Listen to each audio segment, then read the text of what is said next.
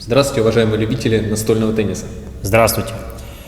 Все имеет начало. И кому-то из вас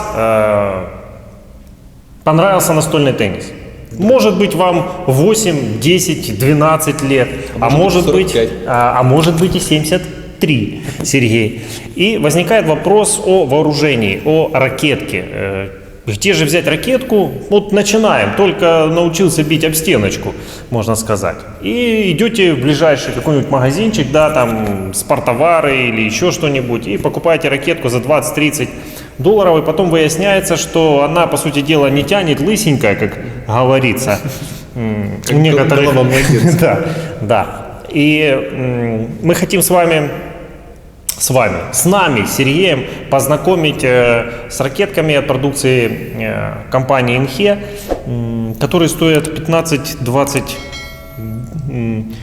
долларов, да, и могут, кстати, вот такие создавать такие вот конструкции, да, икебан.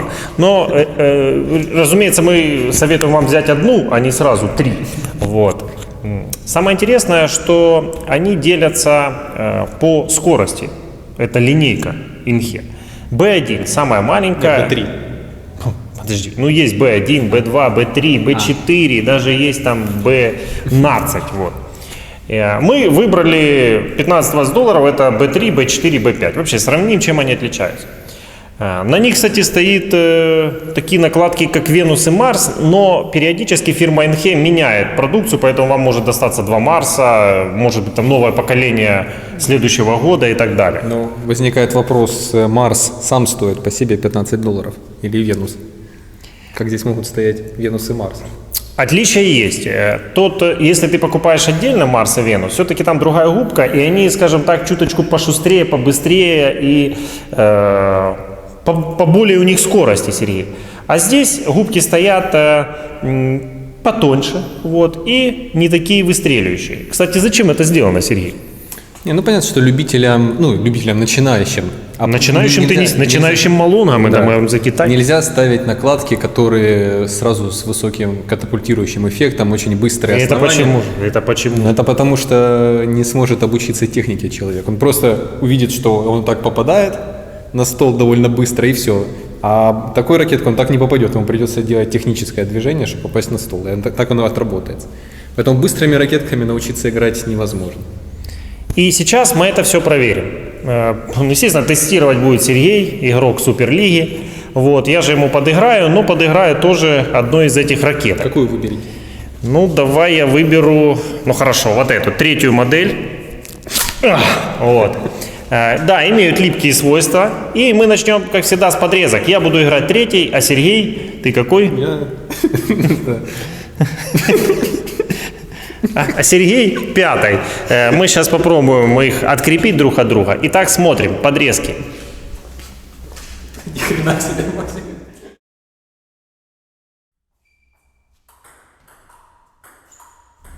Сергей, как скорость-то, а? Такое все, как рукой берешь, да? Не, особенно, да, мне необычно и приятно играть такими основаниями, такими ракетками, потому что можно просто взять со всей силы, вот так вот пильнуть, и мяч полетит на стол.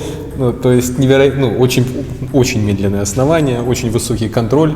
И действительно любителям, начинающим, начинающим игрокам. Начинающим профессионалам, можно так даже сказать. Да. И опилят они довольно хорошо. То есть вращение. Хороший сет. Вначале видели, там они склеиваются, очень сильное сцепление поверхности, и за счет вот этого медленного, очень контрольного основания очень тяжело ошибиться.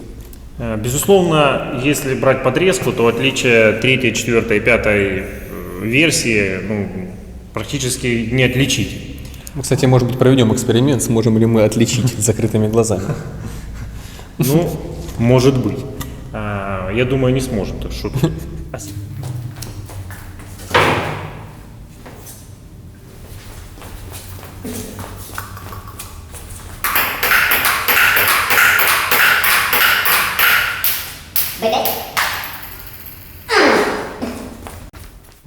А сейчас мы поиграем накатой. Сергей будет играть 5-й версией, я 4-й. И по накату справа-слева. Вообще, как летит скорость накат.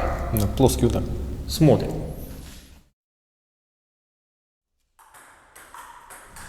Отмечу сразу при игре в накат, что, как и в подрезку, надо дорабатывать мяч. То есть то, что необходимо новичку-профессионалу. То есть человек, спортсмен, ребенок, такие сразу три понятия, хочет обучиться теннису, и надо доводить руку, обрабатывать кисть. Если этого не делать, мяч просто не долетит, свалится и так далее. Вот. А ты же скажешь? Ну, полностью согласен. Конечно, летит быстрее, чем ожидаешь от вот этого в первый раз, когда берешь в руку. Кажется, что она вообще не будет отлетать. Но нет, когда начинаешь играть, она все-таки летит, но все равно очень контрольно, и нужно доводить правильно по технике руку, перебрасывать она в ту сторону, не просто подставлять ракеткой отбивать, а именно играть технично. Ну, сейчас Сергей повращает справа-слева. Посмотрим. Начнет вращать он 4-й версией, я подставлять 5-й. Вот. Ну, посмотрим, как оно летит. Поехали. Поехали.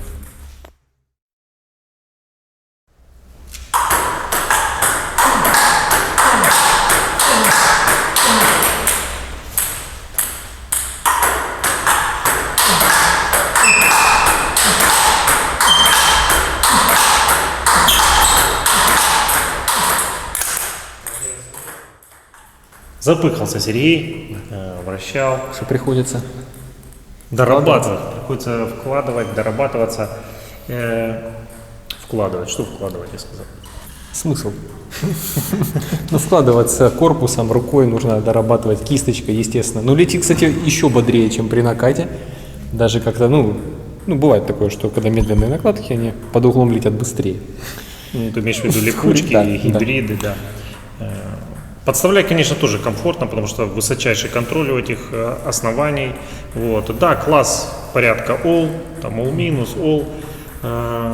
Сергей, ну, а начало по подрезке? Мы вот немножечко посрезали, как ими начинать?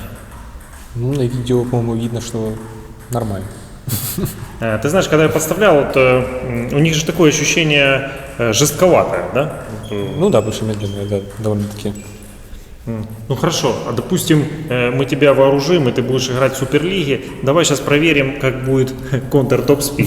Интересно. Да, дети-новички, к примеру, вот, и вот они уже в Суперлиге, и им надо перекручивать. Смотрим.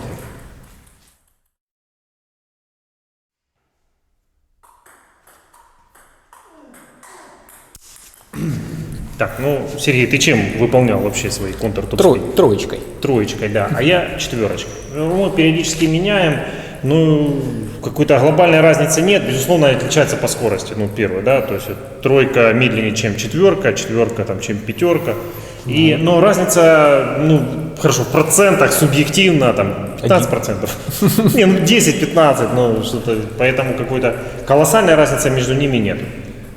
Ну, конечно, мы не делали перекруты с дальней зоны в китайском стиле. Я аккуратно начинал топ-спинами, такими еле летящими. Ну, Сергей, как тебя вообще перекручивать? Может, пора переходить на Ну, знаете, уровень? какие-то огрехи в технике я у себя почувствовал благодаря этой ракетке. Только что-то не так, там как-то кисточку не туда, и мяч не попадает. Но зато, когда ты четко по технике выходишь, мяч летит. То есть это как... Можно такую тренировочную ракетку себе собрать на бэкэнд, четко отрабатывать технику, даже уже и профессионалам. Хорошо, в процессе наших тестов Сергей нашел у себя, я не знаю даже что. В общем, сейчас сами все увидите, мы дадим Сергею пятую, самую быструю из накладочек, я же поиграю, ракеточку, я же поиграю троечкой. Итак, смотрим, назовем это укорот топ-спина.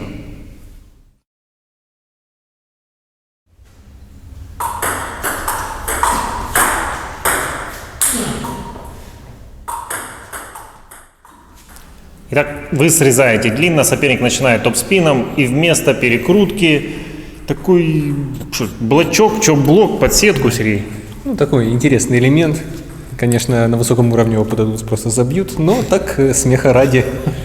Не, ну неожиданно, там порой довольно коротко под сетку падает. Да, ну обычно ракеткой сложно так сделать. А здесь это высочайший возможно. контроль. Здесь очень, да. Ну что, переходим к выводам.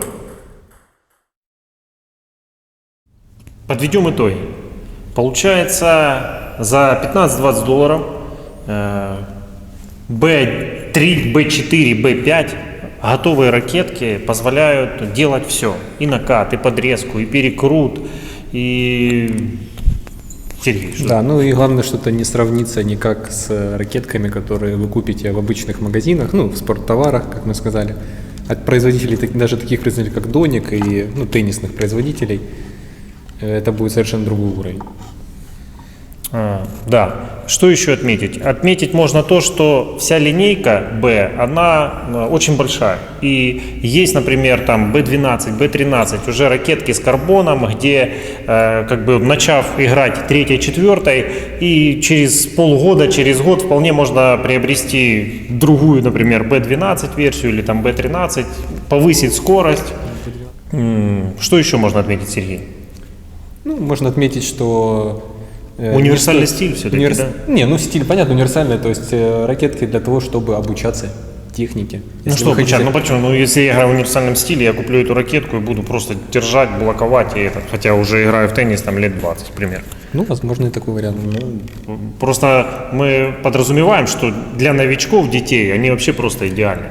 Но и для любителей, которые играют возле стола или в дальней зоне подрезки, почему? Можно подрезать, можно держать. Там можно и вращать, увидели. Можно и вращать. Так что... Так что на этом все, уважаемые любители настольного тенниса. До новых встреч. С вами были Сергей Барановский И Максим Черепнин. Увидимся.